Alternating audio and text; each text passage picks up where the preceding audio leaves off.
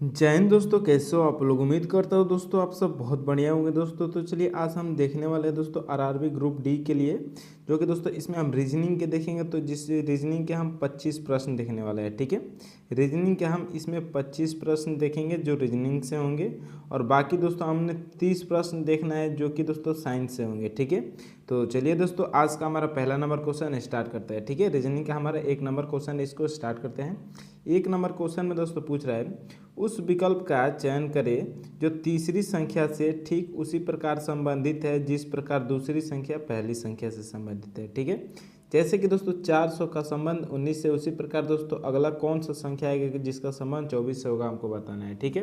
तो चलिए सबसे पहले हम क्या करेंगे दोस्तों, मान लीजिए यह 19 है, ठीक है। अब इधर 400 दिया है, तो 400 दोस्तों किसका वर्ग होता है, तो 400 दोस्तों 20 का वर्ग होता है 400, ठीक है। अगर दोस्तों 20 का हम -1 लिखेंगे, यानी कि इधर क्या है तो -1 हुआ है, तब आगे 19 है, ठीक है। तो इसी तरह दोस्तों अब हम आगे देख लेते हैं। पहले क्या दिया है दोस्तों, तो 24 दिया है। तो अब हम क्या करेंगे दोस्तों, इधर 25 लिखकर और 25 का हम वर्ग कर देंगे, ठीक है। तो 25 का वर्ग कितना हो जाएगा दोस्तों, तो 625 हो जाएगा, ठीक है। और 625 दोस्तों किस ऑप्शन में दिया है, तो ऑप्शन नंबर डी में दोस्तों दिया है। यही क्या हो जाएगा, तो हमारा सही जवाब हो जाएगा, ठीक है। उम्मीद करता हूँ दोस्तों ये क्वेश्चन आपको बहुत ही अच्छे तरह से समझ में आ गया होगा। तो चलिए अब अगले नंबर प्रश्न की ओर बढ़ते हैं, ठीक है। अब दोस्तों 2 नंबर प्रश्न में क्या पूछ रहा है, चलिए इस प्रश्न को भी समझ लेते हैं, ठीक है। दूसरा नंबर क्वेश्चन है, दी गई आकृति में कितने त्रिकोण है, ठीक है। इसमें दोस्तों हमको त्रिभुज बताना है कि कितने त्रिभुज है, ठीक है। तो चलिए इसमें हम देख लेते हैं। अगर हम जानते हैं दोस्तों कि अगर इस प्रकार का कोई भी त्रिभुज हो तो 1 2 काउंट करके और 2 1 3 जोड़ देते हैं, ठीक है। तो इसी प्रकार दोस्तों देखिएगा तो इसमें कितना त्रिभुज दिया है, सेम इसी प्रकार का, ठीक है। तो चलिए इसको पहले देख लेते हैं। एक ये हो गया, दूसरा ये हो गया, तीसरा ये हो गया, चौथा ये हो गया, ठीक है। 4 दोस्तों सेम वैसे ही दिया है, तो 4 को हम सभी को आपस में जोड़ देंगे। 2 1 3 3 3 6 6 4 10 हो गया, ठीक है। टोटल ऐसा कितना त्रिभुज है दोस्तों, तो 10 है। और बाकी दोस्तों एक ये हो गया और दूसरा ये हो गया, ठीक है। ये दोनों क्यों अलग त्रिभुज है दोस्तों, क्योंकि इसमें दोस्तों ये तिरछा कर दिया है, ठीक है। अब दोस्तों इसमें से अगर हम और कोई त्रिभुज बनाना चाहें तो नहीं बन सकता है, ठीक है। इसलिए ये अलग हो जाएगा, ठीक है। तो 10 ये हो गया नीचे वाला, और एक साइड वाला इधर का और एक इधर का, ठीक है। लेफ्ट राइट का एक एक, तो कितना हो जाएगा दोस्तों, 2 हो जाएगा। अब टोटल कितना हो गया, तो 12 हो गया। अब 12 दोस्तों ऑप्शन में देखिएगा तो ऑप्शन नंबर सी में दिया है, तो यही क्या हो जाएगा दोस्तों, राइट आंसर हो जाएगा। उम्मीद करता हूँ दोस्तों ये क्वेश्चन भी बहुत ही ईजी था दोस्तों, अच्छे से समझ में आ गया होगा। तो चलिए अब अगले नंबर प्रश्न की ओर बढ़ते हैं, ठीक है। अब 3 नंबर प्रश्न को देखते हैं दोस्तों। 3 नंबर प्रश्न में क्या पूछ रहा है, ठीक है। उस विकल्प का चयन करें जो तीसरे पद से ठीक उसी प्रकार संबंधित है जिस प्रकार दूसरा पद पहले से संबंधित है, ठीक है।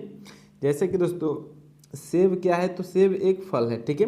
तो उसी प्रकार दोस्तों पालक का पूछ रहा है, पालक क्या है, ठीक है।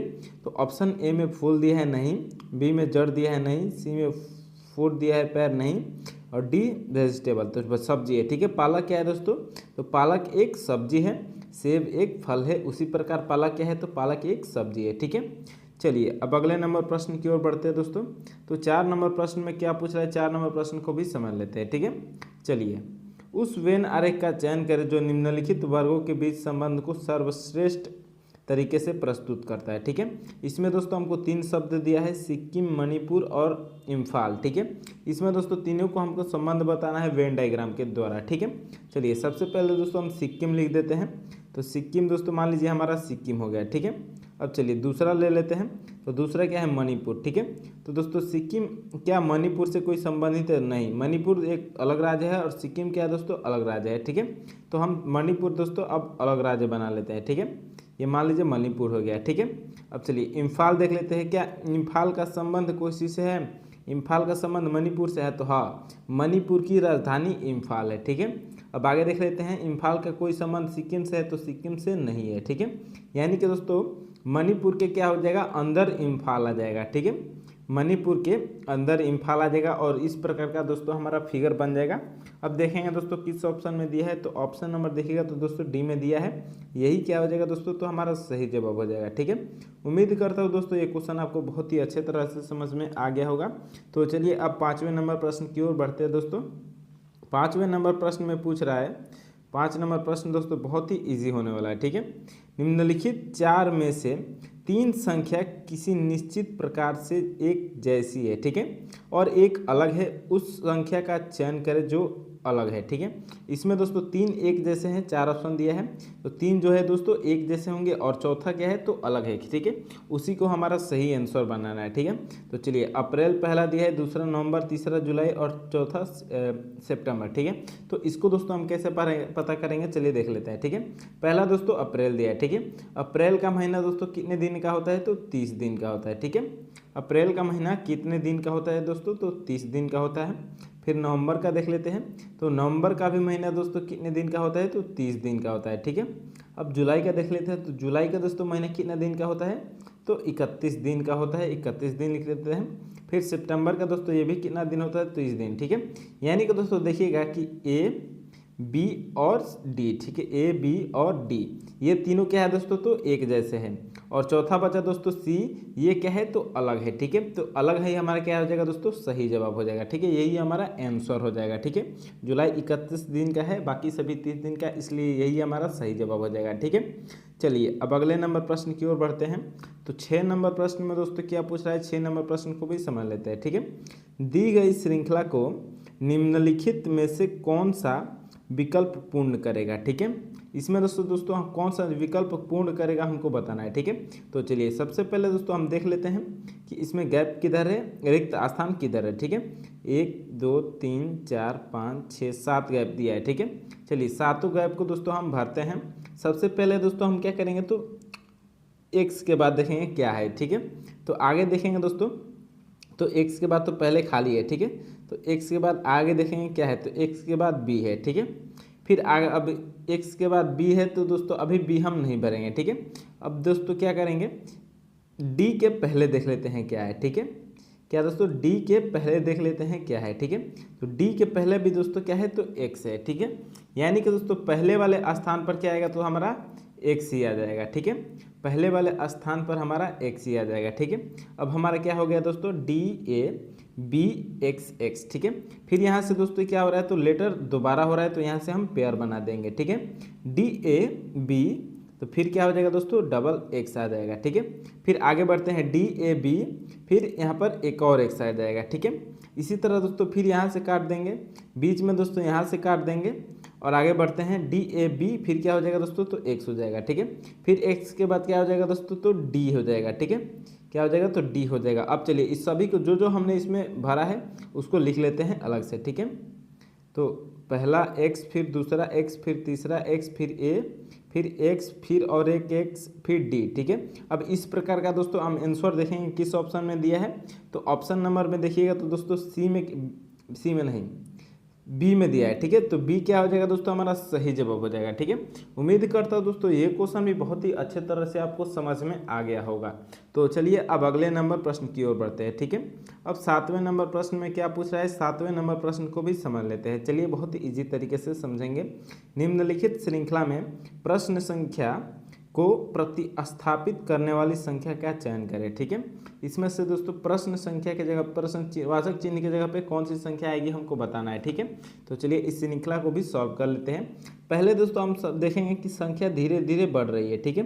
तो इस सिचुएशन में हम क्या करते हैं कि 2 अंकों के बीच का अंतर देखते हैं, ठीक है। तो दोस्तों पहला हम देखेंगे 101 और 106 के बीच का अंतर कितना हो जाएगा तो 5 का हो जाएगा, ठीक है। पहला में 5 प्लस हुआ है। फिर दूसरा में देख लेते हैं 106 और 116, ठीक है। तो इसके बीच का अंतर कितना है दोस्तों प्लस 10 हुआ है, ठीक है। फिर आगे बढ़ते हैं तो 116 और 131, ठीक है। तो इसके बीच का अंतर कितना है दोस्तों तो इसके बीच का अंतर प्लस 15 किया है, ठीक है। फिर आगे बढ़ते हैं तो 131 और 151 के बीच का अंतर कितना हो जाएगा दोस्तों प्लस 20 कर दिया है, ठीक है। अब देखिए दोस्तों पहले में +5, फिर +10, फिर +15, फिर यानी कि 5 5 जोड़ते जा रहा है। तो अगली संख्या लाने के लिए हम क्या करेंगे दोस्तों 20 में 5 जोड़ देंगे, ठीक है। तो कितना हो जाएगा 25 हो जाएगा, और 25 और 151 को दोस्तों प्लस कर देंगे, ठीक है। तो 25 और 151 कितना हो जाएगा दोस्तों तो 176 हो जाएगा, ठीक है। अब दोस्तों 176 यहाँ पर हमारा प्रश्नवाचक चिन्ह के स्थान पर आ जाएगा। अब यहाँ पर आंसर देख लेते हैं दोस्तों, ऑप्शन नंबर डी में 176 दिया है, यही क्या हो जाएगा तो सही जवाब हो जाएगा, ठीक है। उम्मीद करता हूँ दोस्तों ये क्वेश्चन भी बहुत ही अच्छे तरह से आपको समझ में आ गया होगा।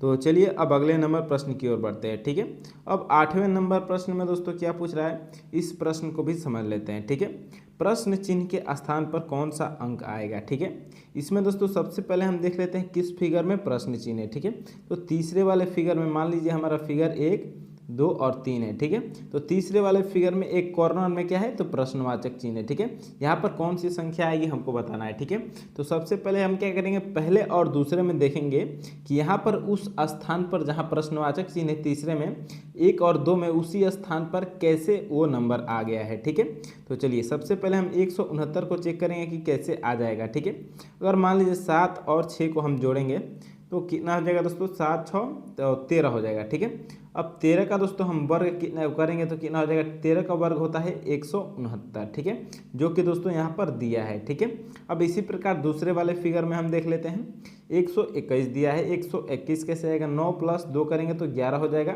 अब 11 का दोस्तों हम वर्ग करेंगे तो क्या हो जाएगा, 121 हो जाएगा, जो कि दोस्तों यहाँ पर दिया है। ठीक है, अब इसी प्रकार दोस्तों हम क्या करेंगे, तो मिसिंग नंबर वाले को भी हम निकाल लेंगे। ठीक है, 9 + 7 करेंगे तो कितना हो जाएगा, 9 + 7 करेंगे तो दोस्तों 16 हो जाएगा।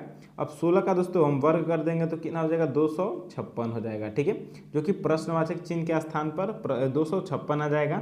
अब दोस्तों देख लीजिए ऑप्शन नंबर सी में 256 दिया है, तो यही क्या हो जाएगा दोस्तों, सही जवाब हो जाएगा। ठीक है, उम्मीद करता हूँ दोस्तों ये क्वेश्चन भी आपको बहुत ही अच्छे तरह से समझ में आ गया होगा।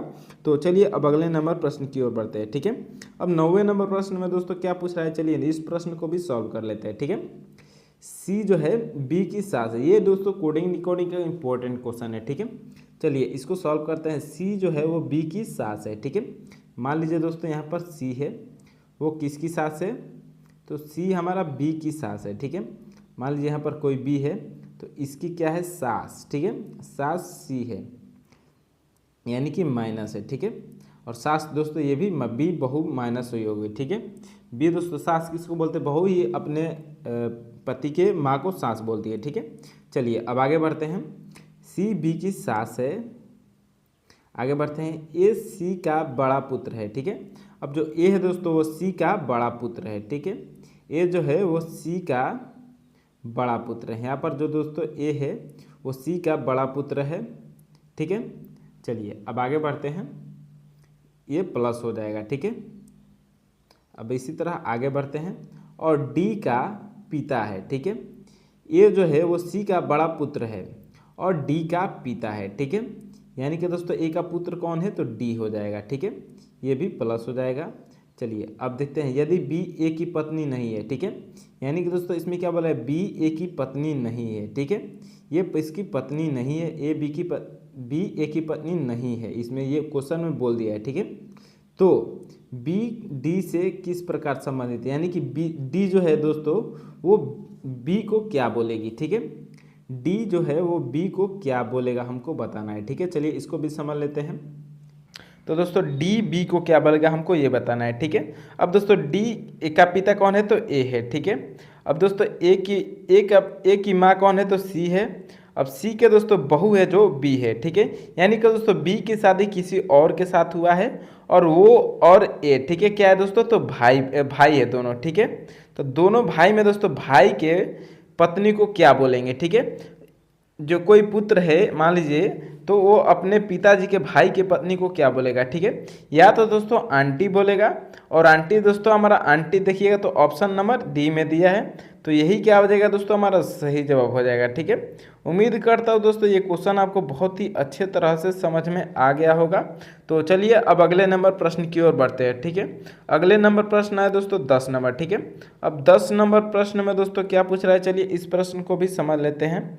उस विकल्प का चयन करें जो तीसरे पद से ठीक उसी प्रकार संबंधित है जिस प्रकार दूसरा पद पहले पद से संबंधित है। ठीक है, जैसे कि दोस्तों एच भी डब्ल्यू का एफ टी यू हुआ है, उसी प्रकार डी आर एस का क्या होगा हमको बताना है। ठीक है, तो चलिए सबसे पहले दोस्तों एच का हम एफ से देख लेते हैं। तो एच का एफ कैसे आ जाएगा दोस्तों, अगर हम एच में दोस्तों एफ लाना है एच का, तो हम क्या करेंगे, इसमें सबसे पहले हमको माइनस करना होगा दोस्तों 2। ठीक है, -2 करेंगे तब जाके एच का एफ आएगा। ठीक है, फिर भी का टी, तो v का t लाने के लिए भी दोस्तों इसमें हमको क्या करना पड़ेगा, तो -2 करना पड़ेगा, ठीक है। फिर उसी तरह w का u, इसमें भी w का u लाने के लिए दोस्तों हमको -2 करना पड़ेगा, ठीक है। यानी कि दोस्तों सभी में -2 किए हैं, तो हम DRS में भी क्या कर लेंगे, तो -2 कर लेंगे, ठीक है। तो चलिए सबसे पहले d का -2 करते हैं। तो d का दोस्तों माइनस करेंगे तो क्या हो जाएगा, तो b हो जाएगा, ठीक है। फिर उसी प्रकार दोस्तों r का कर लेते हैं। तो r का दोस्तों हम माइनस करेंगे तो क्या हो जाएगा, r का माइनस करेंगे तो p हो जाएगा, ठीक है। p q r आता है, ठीक है। फिर s का माइनस करेंगे तो s का माइनस क्या हो जाएगा दोस्तों, तो s का माइनस q हो जाएगा, ठीक है। s का -2 करेंगे तो क्या हो जाएगा, q हो जाएगा, सभी का -2 हुआ है, ठीक है। अब b p q दोस्तों किस ऑप्शन में दिया है, तो ऑप्शन में देखिएगा दोस्तों, तो सी में दिया है b p q, यही क्या हो जाएगा, तो सही जवाब हो जाएगा, ठीक है। उम्मीद करता हूँ दोस्तों ये क्वेश्चन आपको बहुत ही अच्छे तरह से समझ में आ गया होगा। तो चलिए अब अगले नंबर प्रश्न की ओर बढ़ते हैं, ठीक है। अब 11 नंबर प्रश्न में दोस्तों पूछ रहा है, निम्नलिखित 4 में से 3 संख्या किसी निश्चित प्रकार से एक जैसे है, ठीक है, और एक अलग है, उस संख्या का चयन करें जो अलग है, ठीक है। यानी कि दोस्तों जो तीन एक जैसे है, इसमें मान लीजिए ए बी और सी एक जैसे हैं और डी अलग है, तो यही क्या हो जाएगा, हमारा आंसर हो जाएगा, ठीक है। चलिए इसको पता करते हैं कि कौन 3 एक जैसे है, ठीक है। सबसे पहले दोस्तों 26 ए में 26 और 62 दिया है, ठीक है। यानी कि दोस्तों पहले 2 6 लिखा है, फिर पहले 6 और 2 लिख दिया है, ठीक है। इसी प्रकार दोस्तों दूसरा देख लेते हैं, 7 2 है, फिर 2 7 है, ये भी दोस्तों सेम पहले के ही जैसा है, ठीक है। फिर तीसरा देख लेते हैं, 8 9 है और 9 8 है, ठीक है। यानी कि दोस्तों ए बी और सी एक जैसे है, ठीक है। अब डी का देख लेते हैं, तो 1 9 है, फिर 9 4 है, ठीक है। तो 9 4 क्या हो जाएगा दोस्तों, ये अलग है, ठीक है, क्योंकि 1 9 है तो यहाँ पर 9 हो 1 होना चाहिए, तभी हमारा ये सभी के जैसा होगा। तो इसलिए ये क्या है दोस्तों, सभी के जैसा नहीं है, ये दोस्तों अलग है, इसलिए हमारा दोस्तों क्या हो जाएगा, तो यही आंसर हो जाएगा, ऑप्शन नंबर डी, ठीक है। उम्मीद करता हूँ दोस्तों ये क्वेश्चन भी आपको बहुत ही अच्छे तरह से समझ में आ गया होगा। तो चलिए अब अगले नंबर प्रश्न की ओर बढ़ते हैं, ठीक है। अब 12 नंबर प्रश्न में दोस्तों क्या पूछ रहा है, इस प्रश्न को भी समझ लेते हैं, ठीक है। निम्नलिखित संख्या श्रृंखला को पूरा करें, ठीक है। यह दोस्तों संख्या श्रृंखला का क्वेश्चन है, चलिए इसको भी समझ लेते हैं, ठीक है। क्योंकि दोस्तों धीरे धीरे संख्याएं बढ़ रही है, एक बैग नहीं बढ़ रही है, इसलिए हम इसको बीच का पहले अंतर देख लेते हैं, ठीक है। ये 620 और 670 के बीच का अंतर कितना आ जाएगा दोस्तों, तो 50 प्लस हो रहा है, ठीक है। इसमें क्या हो रहा है, तो 50 प्लस हो रहा है।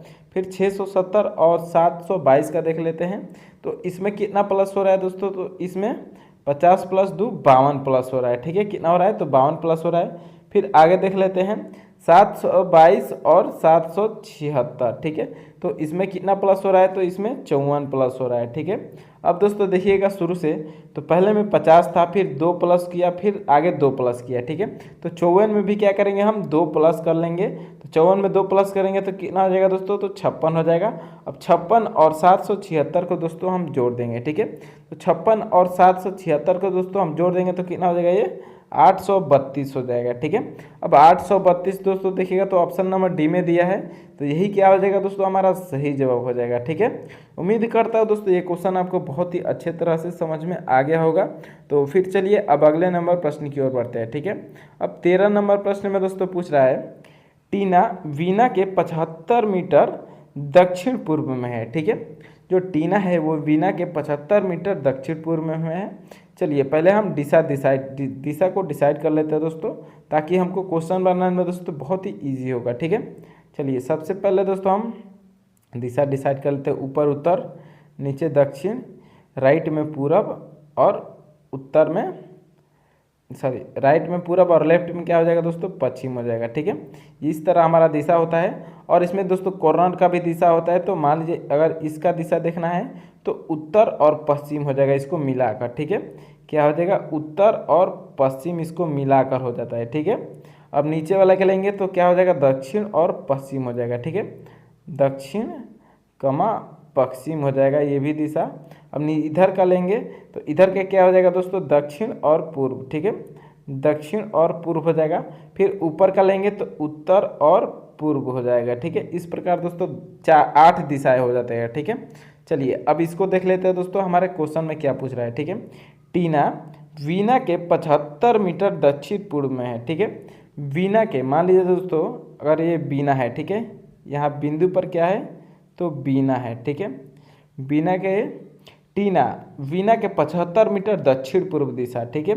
मान लीजिए बीना है, यहाँ पर इसका बिंदु है, बीना खड़ी है, तो 75 मीटर दक्षिण पूर्व, ठीक है। तो दक्षिण पूर्व किधर है दोस्तों? दक्षिण पूर्व हमारा इधर नीचे के तरफ है, तो दक्षिण पूर्व अब ले लेते हैं। 75 मीटर इधर क्या है दोस्तों? तो दक्षिण पूर्व में खड़ी है, ठीक है। यहाँ पर मान लीजिए कौन है? तो टीना है, ठीक है। यहाँ पर टीना को टी से लिख देते हैं, ठीक है, TINA, ठीक है। टीना हो गई मान लीजिए इधर 75 मीटर दक्षिण पूर्व में, ठीक है। और आगे बढ़ते हैं, रीना वीना के 75 मीटर दक्षिण पश्चिम में है, ठीक है। रीना जो है वो वीना के यानी कि इसी वीना के 75 मीटर दक्षिण पश्चिम, ठीक है। तो दक्षिण पश्चिम दिशा कौन हो जाएगा दोस्तों? इधर हो जाएगा। चलिए अब इसको भी 75 मीटर दक्षिण पश्चिम ले लेते हैं, ठीक है। 75 मीटर दक्षिण पश्चिम, यहाँ पर कौन है? तो रीना है, ठीक है। कौन है? रीना है, तो रीना को यहाँ पर लिख देंगे, ठीक है। अब आगे क्या पूछ रहा है? टीना रीना के किस दिशा में है, हमको ये बताना है, ठीक है। टीना रीना के किस दिशा में, यानी कि रीना के से किस दिशा में है टीना, ठीक है। इस तरह से हमको बताना है, ठीक है। तो दोस्तों 75 मीटर इधर आई, फिर 75 मीटर इधर आई, ठीक है। यानी कि दोस्तों दोनों सेम दूरी तय किए, तो अब सीधी दिशा में हो जाएंगे, ठीक है। तो ये किस दिशा में है दोस्तों? रीना, ये रीना है, तो रीना से दोस्तों टीना सीधी किस दिशा में है? तो सीधे आगे दिशा कौन सी है दोस्तों? यहाँ पर पूरब है, ठीक है। इस साइड में कौन सा दिशा है? तो पूरब है, तो पूरब दोस्तों हमारा सही जवाब हो जाएगा, ठीक है। ऑप्शन नंबर देखिएगा तो दोस्तों ए में दिया है, यही क्या हो जाएगा दोस्तों? तो सही जवाब हो जाएगा, ठीक है। उम्मीद करता हूँ दोस्तों ये क्वेश्चन आपको बहुत ही अच्छे तरह से समझ में आ गया होगा। तो चलिए अब अगले नंबर प्रश्न की ओर बढ़ते हैं, ठीक है। अब 14 नंबर प्रश्न में दोस्तों पूछ रहा है, यदि फेक को 52, 10, 6 और मेड को 12, 25 के रूप में कोडित किया जाता है, तो DER को कैसे कोडित किया जाएगा, हमको बताना है, ठीक है। चलिए सबसे पहले हम फेक का देख लेते हैं कि 52, 10, 6 कैसे हुआ, ठीक है। चलिए इसको अलग लिख लेते हैं, FAKE, ठीक है। अब इसका क्या लिखा है? तो 52, 10, 6, ठीक है। क्या लिखा है? तो 52, 10, 6 लिखा है। अब इसको समझ लेते हैं, ठीक है। तो F का हमारा नंबर कितना है दोस्तों? तो F हमारा आता है, तो F हमारा 6 नंबर पे आता है, ठीक है। लेकिन दोस्तों यहाँ पर नीचे 5 दिया है, यानी कि दोस्तों इसमें -1 कर दिया है, तो E हो गया और 5 हो गया, ठीक है। फिर आगे देख लेते हैं, तो एक हमारा 1 नंबर पे आता है, लेकिन यहाँ पर दोस्तों 2 है, तो यानी कि इसमें +1 कर दिया है, ठीक है। फिर आगे देख लेते हैं K का, तो K का दोस्तों पहले K 11 नंबर पे आता है, लेकिन यहाँ पर 10 लिखा है, ठीक है। यानी कि दोस्तों इसमें से भी -1 किया है, ठीक है। फिर आगे बढ़ते हैं, तो E के बाद दोस्तों क्या है?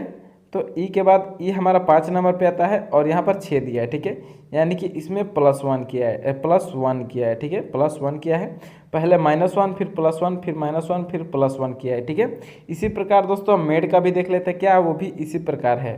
चलिए मेड का भी देख लेते हैं, MAD दिया है, इसको भी लिख लेते हैं, 12, 25 है, ठीक है। 12, 25, तो M दोस्तों हमारा कितना नंबर पे आता है? तो M हमारा 13 नंबर पे आता है, ठीक है।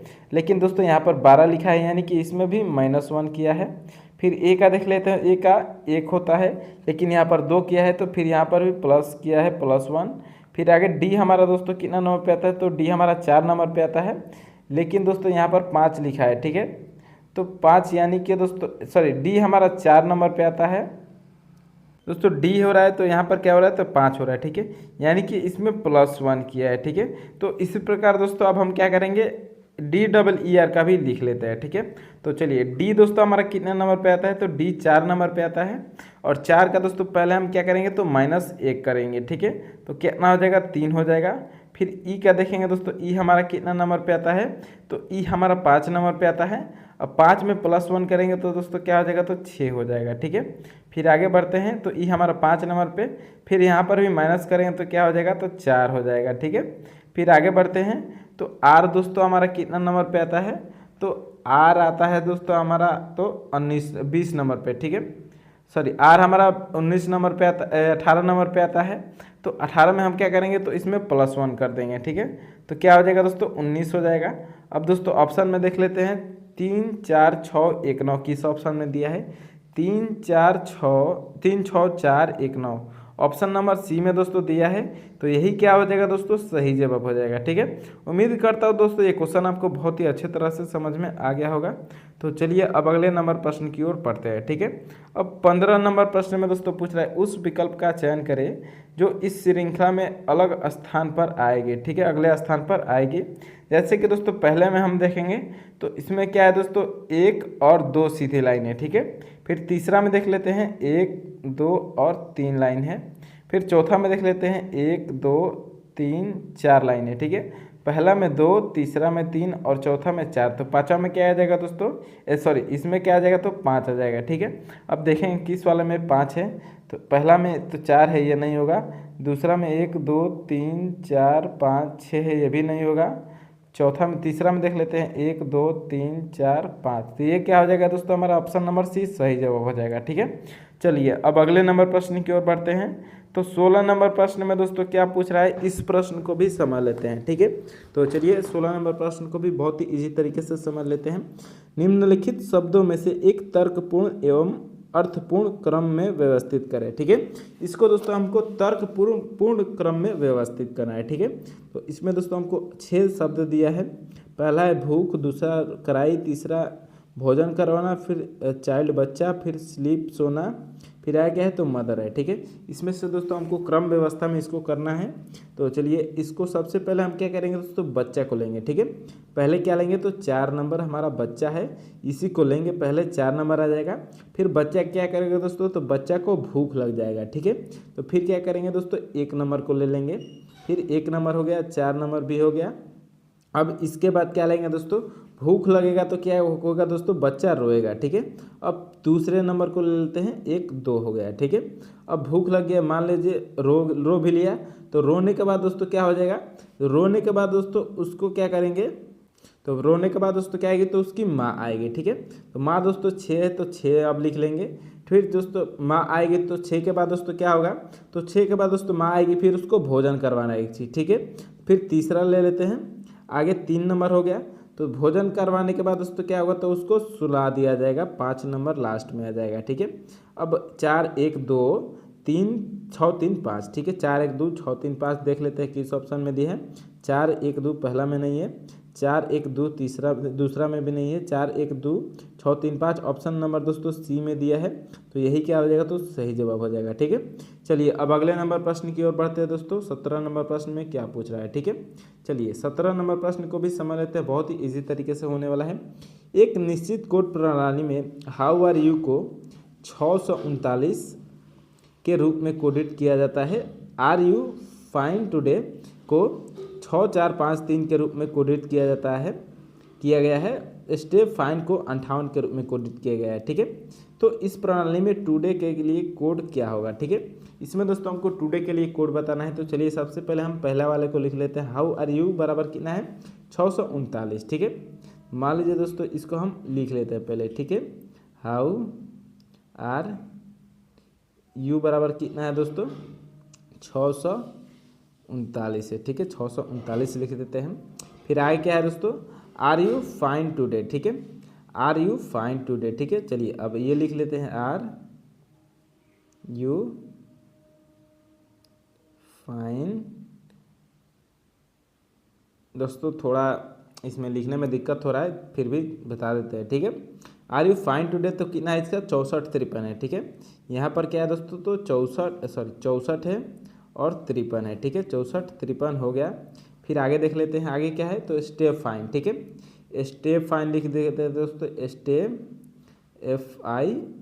ठीक है, स्टेप फाइन हो गया, इसका कितना है तो 58 है। ठीक है, अब ये हो गया दोस्तों। अब हम क्या करेंगे तो इसमें काटेंगे। ठीक है, अब इसमें क्या काटेंगे दोस्तों, चलिए एक एक करके आपको बता देते हैं। जैसे कि दोस्तों पहला में हमको हाउ दिया है। ठीक है, तो देखेंगे हाउ है कि नहीं, हाउ नहीं है। फिर आर का देखेंगे दोस्तों, आर से आर हम काटेंगे। ठीक है, अब इधर देखेंगे दोस्तों कौन सी संख्या कट रही है, तो ये 6 से 6 कट रहा है। ठीक है, फिर और देखेंगे दोस्तों तो यू से यू कट रहा है। फिर और कोई संख्या कट जाएगा तो उसमें 3 से 3 कट जाएगा। ठीक है, अब आगे देख लेते हैं दोस्तों, क्या और भी कोई कटेगा, तो हाँ फाइन से दोस्तों इधर नीचे फाइन कटने वाला है। तो अब इसमें क्या करेंगे 5 से 5 काट देंगे। ठीक है, अब दोस्तों देखिएगा तो पहला में हाउ बचा, तो हाउ का कोड कितना बचा दोस्तों 4। ठीक है, हाउ का कोड 4 बचा। फिर देखिएगा दोस्तों टुडे बचा, तो टुडे का हाउ का कोड 9 बचा, ठीक है। हाउ का कोड क्योंकि पहला में है ना, तो इसलिए हाउ का कोड 9 बचा। फिर टुडे का कोड क्या बचा दोस्तों, तो टुडे का कोड इधर 4 बचा, ठीक है। टुडे का कोड 4 बचा और स्टे का कोड कितना बचा, तो 8 बचा, ठीक है।